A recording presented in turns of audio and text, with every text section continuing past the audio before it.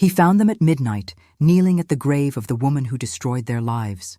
Two broken Omega twins, whispering forgiveness to a Luna who never deserved it. But when they looked up at him with those haunted silver eyes, the Alpha realized the cruelest truth of all. His dead mate had stolen everything from them, and he had let it happen. If you want to see how far love can fall before it rises again, hit that subscribe button, because this story will break you before it heals you, and I promise you won't see the ending coming. The rain had stopped an hour ago, but the earth around Celeste's grave still smelled like wet stone and decay. Alpha Cade Thornwood stood at the edge of the cemetery, his hands buried deep in his coat pockets, his breath forming clouds in the frozen February air. He came here every week, always alone, always at night, because grief was a private thing for an Alpha who had built his entire reputation on strength. The pack didn't need to see him broken. They needed to see him whole, even if it was a lie. But tonight, as he approached the marble headstone with its carved roses and false sentiments, he heard something that made his wolf surge forward with a violence he hadn't felt since the night Celeste died. Crying. Soft. Broken. The kind of sobbing that came from a soul that had shattered so many times it no longer knew how to be whole. He moved through the shadows between the graves, his Alpha senses sharpening, every instinct telling him to protect, to hunt, to destroy whatever had brought that sound into his sacred space. But when he cleared the line of oak trees and saw them, kneeling on either side of Celeste's grave with their heads bowed and their hands pressed into the muddy grass, Cade felt something inside his chest crack open like a frozen lake under too much weight. They were identical. Two Omega girls, no more than 23 or 24, with long silver hair that cascaded down their backs like moonlight given form. Their slight frames trembling in thin black dresses that clung to their bodies like they had been soaked through and never properly dried. Their scent hit him a moment later, and Cade actually staggered backward, his wolf roaring in his mind with a recognition that felt like being struck by lightning. Rain and winter roses, and something ancient, something that smelled like home and heartbreak and every prayer he had ever whispered into the dark. "We're sorry," one of them whispered. Her voice so soft Cade almost didn't hear it over the wind moving through the cemetery trees. "We're so sorry we weren't enough. We tried to be better. We tried to make you love us." The other twin was shaking so hard her teeth chattered, her fingers digging into the earth like she was trying to anchor herself to something real. "We forgive you," she said, and the words came out broken, jagged, like each syllable was a piece of glass she was forcing up her throat. "We forgive you for hating us. We forgive you for making us feel like we were poison. We just want you to be at peace now. We want you to finally be free of us." Cade couldn't move, couldn't breathe, couldn't do anything but stand there in the shadows and feel the full weight of those words slam into him like a physical blow. They were talking to Celeste. They were kneeling at his dead Luna's grave, begging for forgiveness from a woman who was 6 feet under the ground, and the way they spoke made it clear that this wasn't the first time. This was a ritual. A penance, a self-inflicted wound that they kept reopening because they believed, somewhere in the deepest parts of their broken hearts, that they deserved the pain. "Please," the first twin whispered, and now she was openly weeping, her whole body curling forward until her forehead touched the cold marble of the headstone. "Please tell the moon goddess we didn't mean to be born wrong. We didn't mean to be what we are." That was when Cade stepped forward, his boots crunching on the gravel path, and both twins' heads snapped up with identical expressions of terror.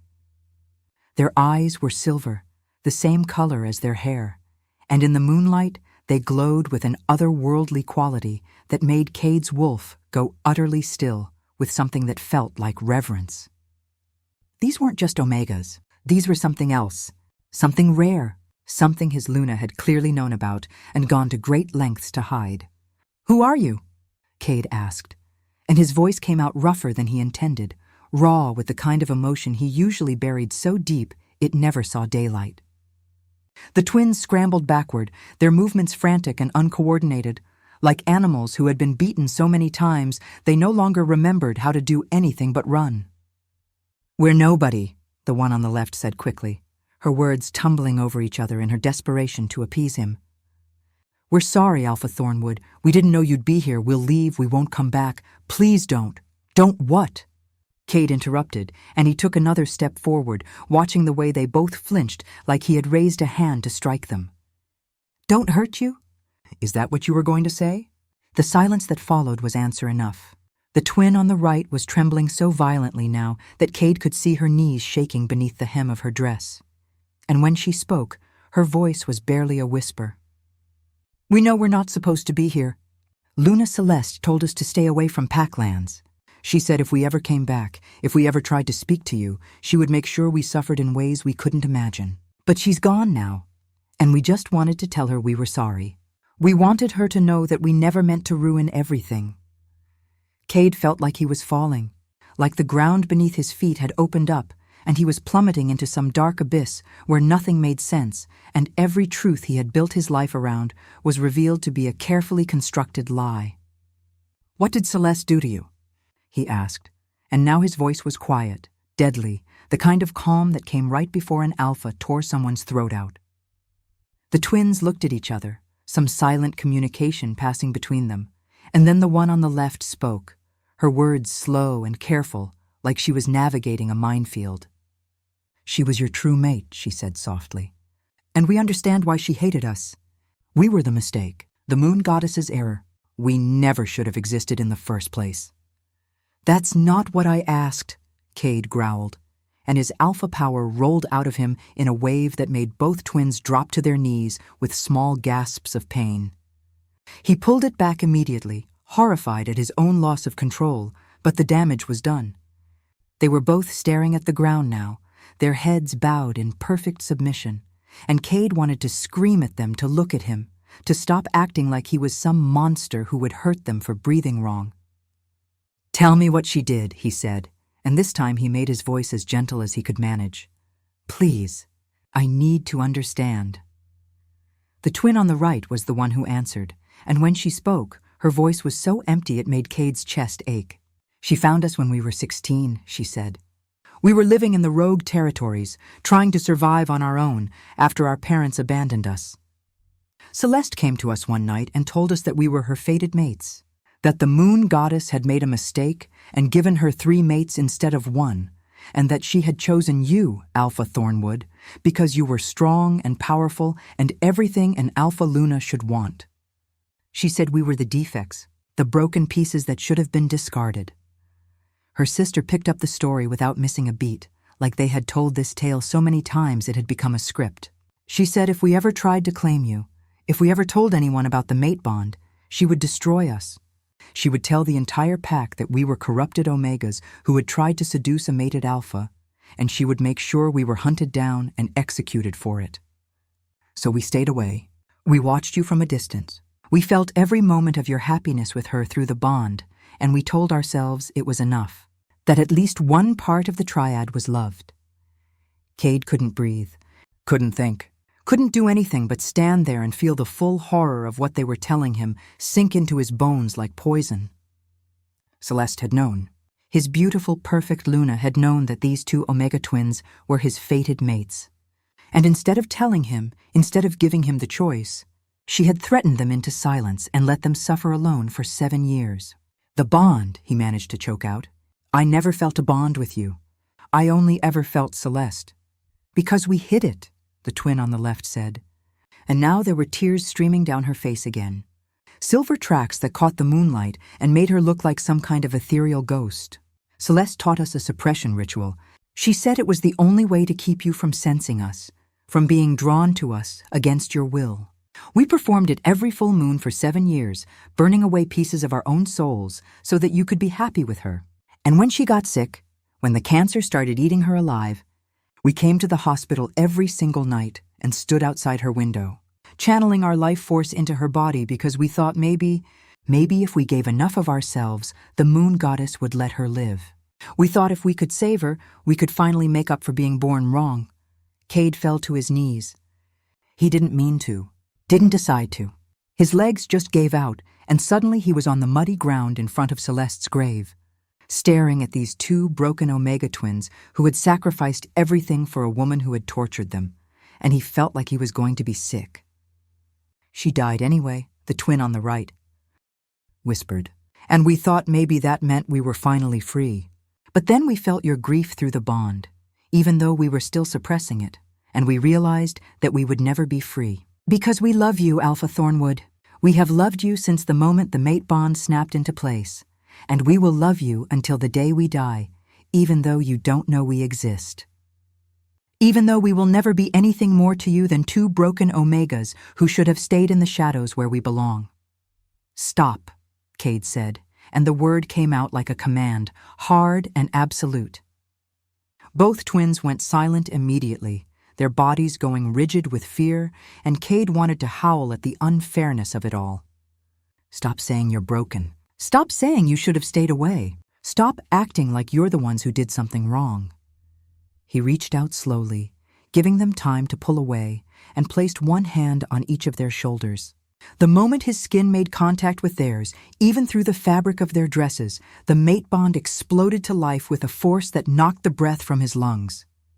It was like being struck by lightning and drowned in honey and set on fire all at once. Every cell in his body screaming that these two Omega twins were his, that they had always been his, that Celeste had stolen 7 years of happiness from all three of them because she was too selfish to share. "What are your names?" Cade asked, and his voice cracked on the question. The twin on the left looked up at him with those haunted silver eyes, and when she spoke, her voice was so small he barely heard it. "I'm Lyra," she said. "And this is my sister, Nova." Cade closed his eyes and let the names wash over him, imprinting them into his soul the way he should have done 7 years ago. "Lyra," he repeated. "Nova." Then he opened his eyes and looked at them both with an intensity that made them both shiver. "I am so sorry," he said, and the words felt like they were being ripped from somewhere deep inside his chest. "I am so desperately, unforgivably sorry for what Celeste did to you, for what I let happen by being too blind to see it." "You didn't know," Nova whispered. "You're not responsible for—" "I'm your alpha," Cade interrupted, and now his voice was firm, leaving no room for argument. "And more than that, I'm your mate. Which means everything that happened to you, every moment of pain you suffered, every night you spent alone thinking you were worthless, that is on me. That is my failure, and I will spend the rest of my life making it up to you if you'll let me." The twins stared at him like he had just spoken in a language they didn't understand, and Cade realized with a sickening clarity that they had been treated so badly for so long that the concept of someone actually wanting them was completely foreign. "We can't," Lyra said finally, and her voice was filled with a kind of desperate panic. "Alpha Thornwood, we can't just walk into your life and pretend to be your mates. The pack loved Luna Celeste. They mourned her. If they found out that you had 2 other fated mates that she hid away, if they knew that we existed while she was dying, they would tear us apart. They would say we were trying to replace her, that we were disrespecting her memory. We can't survive that. We're not strong enough." Cade felt his wolf surge forward with a possessive rage that made his eyes flash gold. "Then I'll make you strong enough," he growled. "I'll stand between you and anyone who tries to hurt you. I'll burn down the entire pack structure if that's what it takes to keep you safe." "You don't understand," Nova said, and now she was crying again, her whole body shaking with the force of her sobs. "We're not just Omegas. We're twin Omegas, which means the pack will assume we're weak, that we're a liability, that we'll dilute your bloodline with inferior genetics. And they won't be wrong. We can barely maintain our own lives. We live in a 1-room apartment on the edge of the neutral territories. We work 3 jobs between us just to afford food. We have nothing to offer you except trauma and broken pieces that don't fit together anymore. You deserve better than us." Celeste was right about that, at least. Cade stood up abruptly, pulling both twins to their feet with a gentleness that contradicted the fury burning in his chest. "Come with me," he said, and it wasn't a request. "Both of you. Right now." Lyra and Nova exchanged terrified glances, but they didn't resist as Cade led them away from Celeste's grave, his hands wrapped firmly around their wrists like he was afraid they would disappear if he let go. He took them to his car, a sleek black SUV parked at the edge of the cemetery, and opened the back door with a gesture that made it clear he wasn't taking no for an answer. "Get in," he said softly. Please, I'm not going to hurt you. I just need to take you somewhere safe so we can talk about this properly. The twins climbed into the back seat with the hesitant movements of people who expected to be punished at any moment. And Cade had to swallow down the rage that threatened to consume him every time he thought about what Celeste had done to them. He drove in silence, the only sound in the car the soft breathing of the two Omegas behind him. And when he finally pulled up to his house, the massive 3-story estate that had always felt too empty since Celeste died, he heard Nova let out a small gasp of shock. "This is your home?" she whispered. "It's so big." Cade turned in his seat to look at them both, and his heart clenched at the way they were pressed together in the far corner of the back seat, like they were trying to make themselves as small as possible. "It's your home too now," he said simply. "If you want it to be. We can't just move into your house," Lyra protested weakly. The pack will accept what I tell them to accept," Cade interrupted, and his voice carried the full weight of his alpha authority. "And what I'm telling them is that Lyra and Nova Silvermoon are under my personal protection. And anyone who has a problem with that can challenge me directly." He got out of the car and opened the back door, extending his hand toward them with a patience that belied the desperation clawing at his insides. "Please," he said again, "let me do this. Let me give you what you should have had from the beginning." Nova was the first to take his hand, her fingers trembling as they slid into his palm, and the moment their skin touched, Cade felt the mate bond pulse between them like a living thing.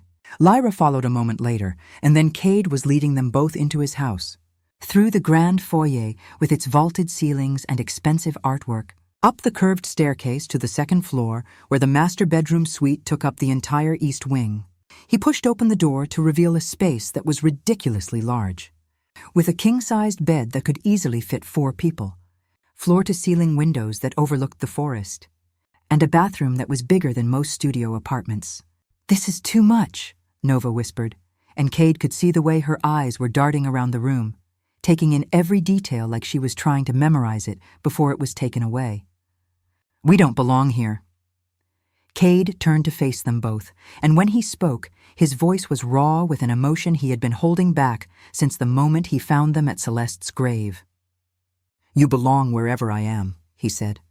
"You are my mates, my fated. The moon goddess chose you for me, and I am done letting Celeste's lies dictate how we live our lives. So here's what's going to happen. You're going to stay here tonight. You're going to sleep in a real bed, eat real food, and let me take care of you the way I should have been doing for the last 7 years. And tomorrow, we're going to sit down and figure out how to move forward, together. Is that understood?" The twins looked at each other again, that silent communication passing between them, and then Lyra spoke in a voice so soft, Cade almost didn't hear it. "What if we're too broken to fix?" she asked. "What if you wake up tomorrow and realize that Celeste was right, that we're not worth the trouble?" Cade crossed the distance between them in 2 long strides and cupped both of their faces in his hands, forcing them to look up at him. "Then I'll spend every day after that proving to you that you're wrong," he said fiercely. "I'll court you the way you deserve. I'll show you what it means to be loved by an alpha who actually sees you. And I'll tear down every wall Celeste built in your minds until you finally understand that you were never the mistake. She was." Tears were streaming down both of their faces now, but for the first time since Cade had met them, they weren't tears of pain. They were tears of relief, of hope, of something fragile and new that might one day become trust. "Okay," Nova whispered. "Okay, we'll stay, just for tonight." Cade smiled, and it was the first real smile he had felt on his face since Celeste died. "Just for tonight," he agreed, even though they both knew it was a lie. Even though he could already feel his wolf settling in his chest with a contentment he hadn't experienced in months, like pieces of a puzzle he hadn't known were missing had finally clicked into place. He left them alone to shower and change into some of his old shirts, which would be huge on their small frames, and went downstairs to make them food because he had a feeling they hadn't eaten a proper meal in longer than he wanted to think about. When he came back up an hour later with a tray loaded with soup and bread and hot tea, he found them curled up together in the center of his massive bed, fast asleep with their silver hair tangled together and their faces finally peaceful. Cade set the tray down on the nightstand and just stood there for a long moment, watching them breathe, watching the way their chests rose and fell in perfect synchronization. Then he pulled a chair over to the side of the bed and sat down, because he wasn't going to let them out of his sight, wasn't going to risk them waking up and thinking this was all a dream and running back to whatever hell they had been living in. He would protect them. He would cherish them. He would show them what it meant to be loved by an alpha who would burn the world down before he let them suffer again. And if that meant going to war with his own pack's perception of who he should be, if that meant desecrating Celeste's memory by exposing the monster she had been beneath the perfect Luna facade, then that was exactly what he would do. But that was a battle for tomorrow. Tonight, he just sat in the darkness and watched his two broken Omega mates sleep, and let himself feel the first stirrings of something that might one day become forgiveness. Not for Celeste, never for Celeste, but maybe eventually for himself. Because Lyra and Nova deserved an alpha who was whole, who could stand beside them without the weight of guilt crushing him into dust. And Cade was going to become that alpha, no matter how long it took, no matter what it cost him. They had waited 7 years for him to find them. The least he could do was spend the rest of his life making sure they never had to wait for anything ever again. The morning came too quickly, pale sunlight streaming through the windows and painting the room in shades of gold and amber. Cade hadn't slept, hadn't moved from his chair, and when Lyra and Nova finally stirred awake, their eyes opening slowly like they were afraid of what they might find, he was right there, waiting for them. "Good morning," he said softly, and watched the way they both tensed, clearly expecting him to tell them it was time to leave. Instead, he gestured to the tray of food he had reheated while they slept. "I made breakfast. Well, technically I made dinner last night, but breakfast works too. You need to eat." Nova sat up slowly, her silver hair falling around her shoulders like a waterfall. And Cade could see the moment reality crashed back into her, the way her expression shifted from sleepy confusion to guarded wariness. "Alpha Thornwood," she started, but he held up a hand to stop her.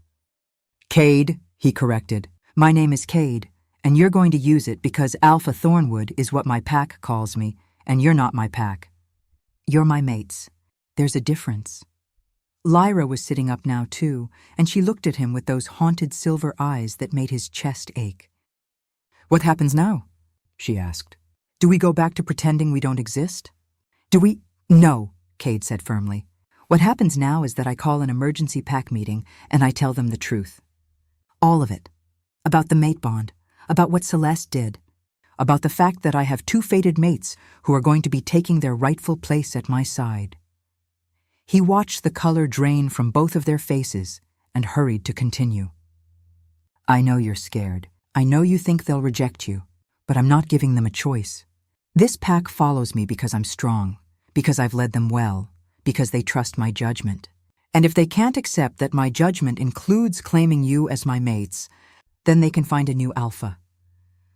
"You can't do that," Nova whispered, and now she was shaking again, her hands clutching the blankets like they were the only thing keeping her anchored.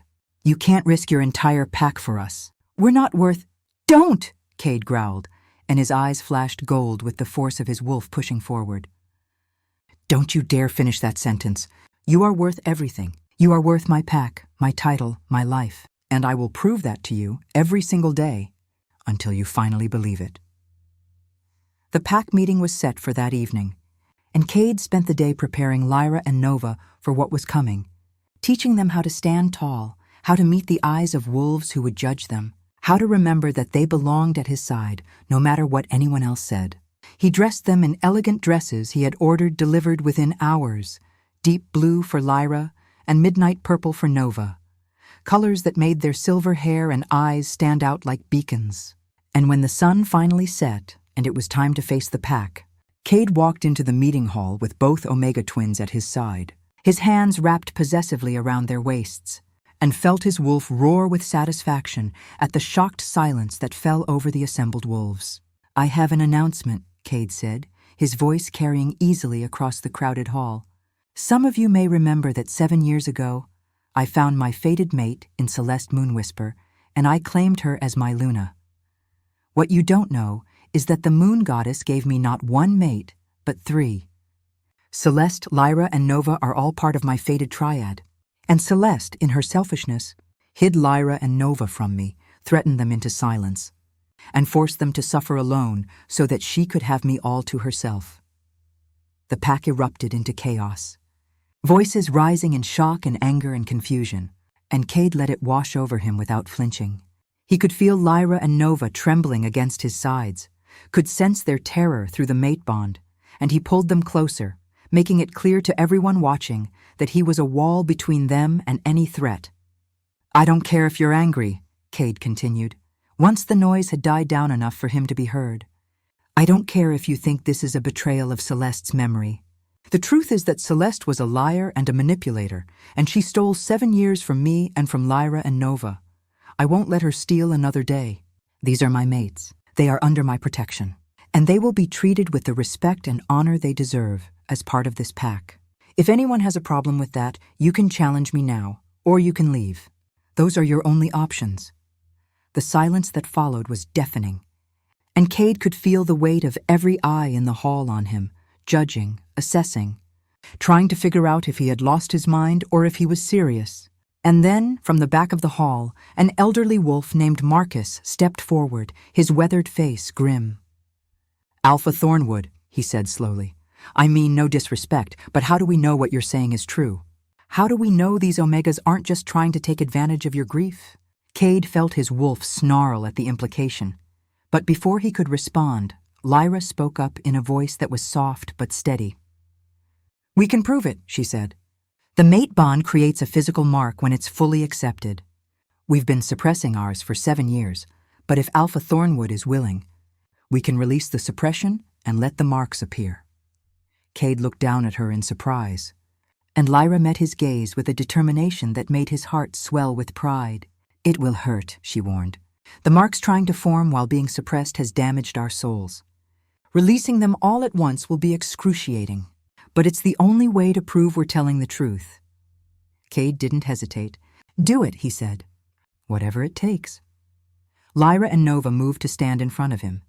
Their hands clasped together and began to chant in a language Cade didn't recognize, ancient and melodic and filled with a power that made the air around them crackle with energy. And then they screamed, both of them collapsing to their knees as their bodies convulsed with pain. And Cade lunged forward to catch them, his own chest exploding with agony as the mate bond that had been hidden for so long finally roared to life at full strength. When the pain finally faded and Cade could breathe again, he looked down and saw the marks. Intricate silver patterns that wound around both of his wrists like living tattoos, and matching patterns that decorated Lyra's and Nova's necks like collars of light. The pack gasped collectively because mate marks didn't lie, couldn't be faked, and the evidence of the bond was right there for everyone to see. "Is that proof enough?"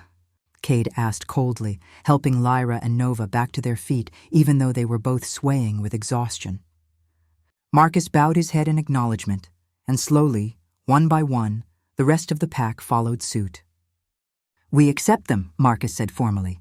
"We accept Lyra and Nova Silvermoon as your mates and as part of this pack." Cade felt something in his chest finally release, a tension he hadn't even realized he was holding, and he pulled both Omega twins into his arms and held them close. "Thank you," he whispered into their hair. "Thank you for being brave enough to do that." Lyra was crying again, but this time they were tears of relief, and when she looked up at him, there was a fragile hope in her silver eyes that made Cade's wolf settle with contentment. "Does this mean we really get to stay?" she asked. Cade smiled and pressed a kiss to her forehead, then turned and did the same to Nova. "You get to stay forever," he promised. "You get to be loved and cherished and protected the way you always should have been. And anyone who tries to take that away from you will have to go through me first." The weeks that followed were a delicate dance of healing and discovery, of learning how to be together after years of forced separation. Lyra and Nova slowly began to relax, to smile without fear, to believe that maybe, just maybe, they deserved the happiness that Cade was offering them. The pack accepted them with varying degrees of warmth, some wolves embracing them immediately, others taking longer to let go of their loyalty to Celeste's memory. But Cade was patient, and he made it clear through every action, every decision, every public display of affection, that Lyra and Nova were not replacements for his dead Luna. They were his true mates, the ones the moon goddess had always intended for him. And he would not tolerate anyone treating them as less than that. And late at night, when the three of them lay tangled together in the massive bed that finally felt like home, Cade would hold his Omega twins close and whisper promises into the darkness. Promises that he would never let them feel invisible again. Promises that their pain would be transformed into strength, their rejection into belonging, their tears into joy. Because that was what love did in the end. It took broken things and made them whole. It found the lost and brought them home. And it turned the cruelest lie into the most beautiful truth, that the ones who had been despised were, and always had been, the most sacred of all.